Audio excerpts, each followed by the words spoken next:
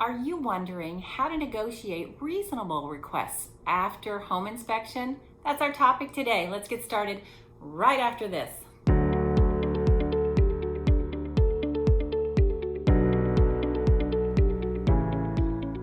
Hi, I'm Kim. Welcome back to my channel. If you're new here, welcome also. I am an expert in helping administrators, executors, and trustees with homes in probate in San Diego County.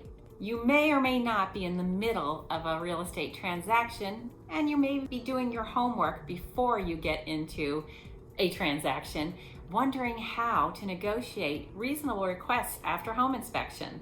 Wondering, once you have a buyer and they send over a request for repair, what is reasonable and what is not?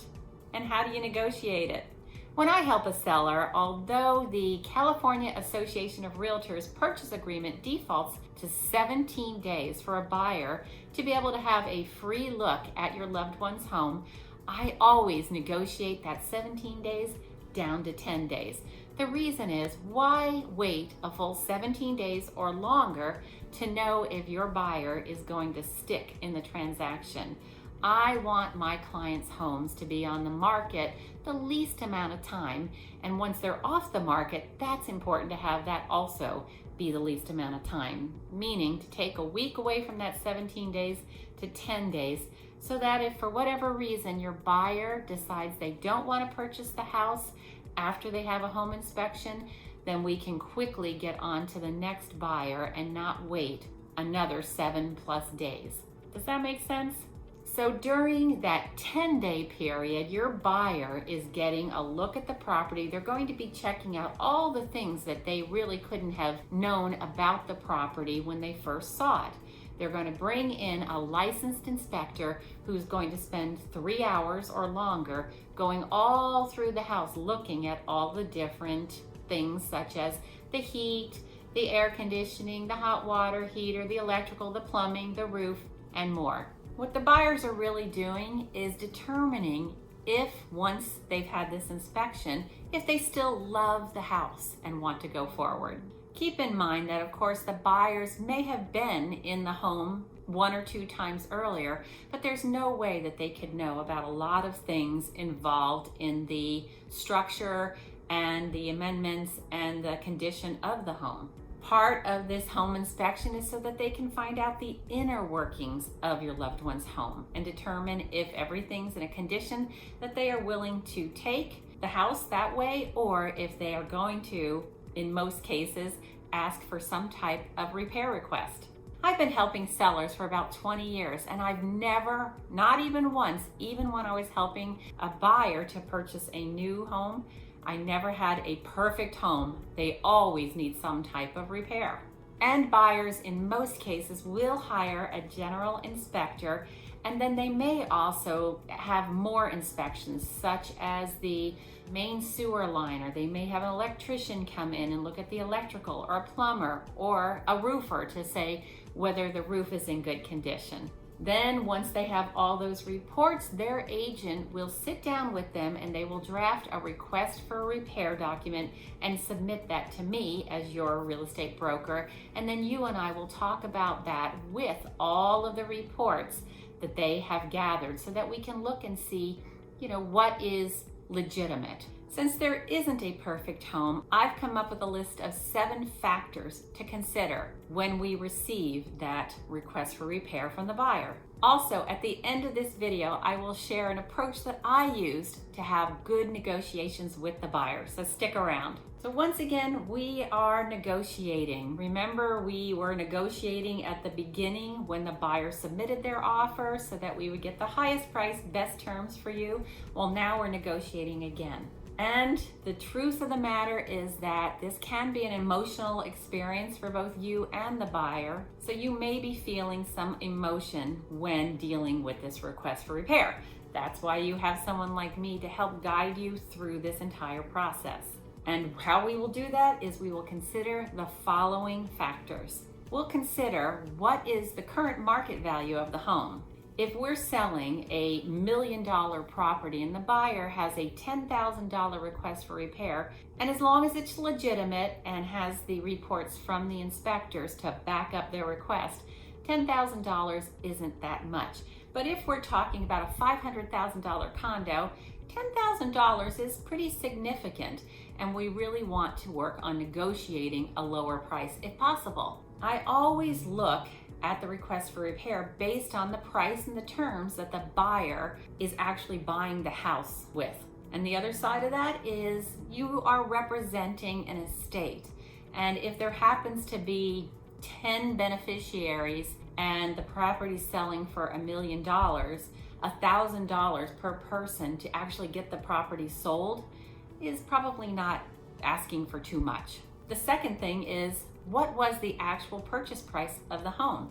Did we have multiple offers? And because we had multiple offers, we were able to negotiate an above list price for the home. That type of scenario gives us a little wiggle room to help out the buyers when they have that request. I recently helped a seller. She is the executor involved in a probate, and we initially determined, based on the condition of the property, to put the house on the market for $685,000. After we did our preparation of the property, I checked to see what properties were selling for again, and we thought, okay, let's kick this up a bit. So we took the price up to $696,000. We received multiple offers at that price.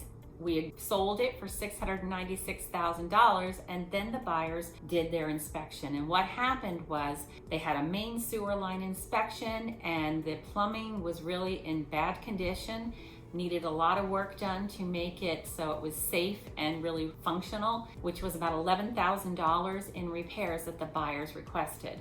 So the seller and I spoke about that, and we decided, hey, the initial price was $685,000 that we had determined was fair market value for this property. So the seller did choose to go ahead and credit $11,000 towards the buyer's closing costs. That was one of those win-win situations. The estate still got a great price for the property, and the buyer got help to do the repair on the property, and we didn't have to do the repair giving any kind of liability to the estate. That's also really important to me when I'm negotiating, is try and limit the liability to the estate. The third thing is the buyer requesting an upgrade. For instance, the hot water heater is at the end of its usable lifespan, but it still works fine. The buyer is requesting a brand new hot water heater. Or for instance, the 1958 home has popcorn ceilings and the buyers want those to be removed.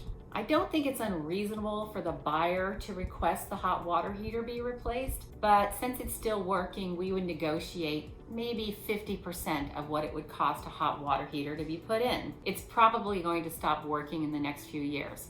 As far as the asbestos ceiling, hey, those buyers saw those popcorn ceilings when they first walked into the house, and to me, it is unreasonable for them now to want the seller to remove those popcorn ceilings. Number 4, is it cosmetic? Is the repair they're requesting cosmetic? As a general rule, it is very unreasonable for the buyer to request some type of cosmetic change in the house. Let's say, for instance, the buyer doesn't like the purple bedroom. Well, they saw that purple bedroom when they first offered on the house, so that's pretty unreasonable to think they want to have that room painted by the seller. Or maybe there's a flooring choice they don't like.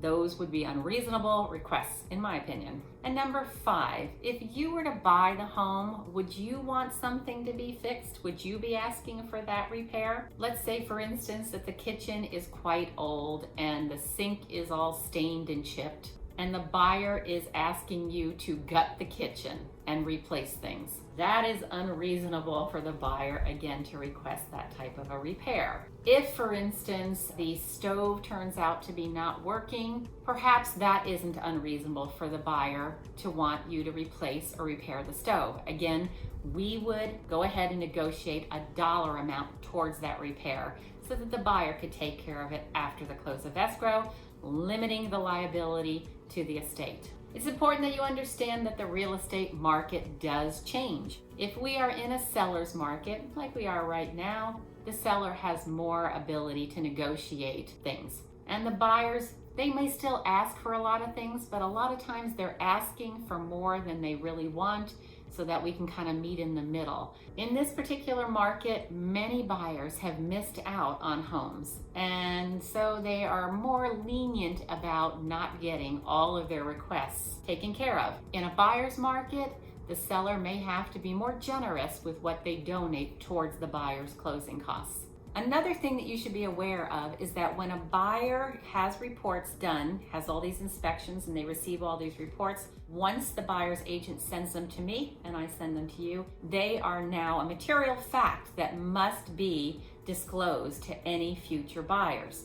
So in my opinion, it's always better to negotiate in as well as we can with buyer number 1, because buyer number 2, 3, 4 are also going to see those same reports. This is a way that we protect you and the estate. We don't keep any information from any of the buyers. So again, it's really important that we do our best to negotiate with our first buyer. And as promised, I shared earlier in this video that I would share a negotiating tip that I like to use. This is how I successfully navigate a request for repair. The first thing we do when we do receive the request for repair is make sure that we have all of the inspection reports to compare them to that request. I will do this even before I reach out to you. And then the next thing that I'll do is, my husband's a contractor, and so I have an idea of what things cost for repairs, basically. I'll then come up with a dollar amount for each one of the requests that the buyer's asking for that is a reasonable dollar amount. The next thing I'll do is I will have a conversation with the buyer's agent to kind of feel out what exactly the buyers are finding the most important things on their request for repair. Of course, I am keeping you in mind, gathering this information so that I can then guide you into how you can respond so that the buyers feel like they won and you feel like you're doing okay also. So this verbal conversation with the buyer's agents gleans a lot of information that I can then share with you. That's when I will call you to let you know that we have received the buyer's request for repair and start talking about a win-win situation. Then we will draft your response. I will draft it for you and have you sign it. And again, like I said, 90% of the time when you're working with me, I'm going to negotiate a dollar amount that we will then put towards the buyer's closing costs so that they will have those funds after the close of escrow to do the repair, and the estate and you will have very little or even no liability based on that repair. Sound good? That's how we go about doing negotiations for a request for repair. Please comment below, subscribe, like, and if you want to receive notification of my weekly videos and you wouldn't want to miss any of them, go ahead and hit that bell button. Thank you for watching. I look forward to seeing you next week.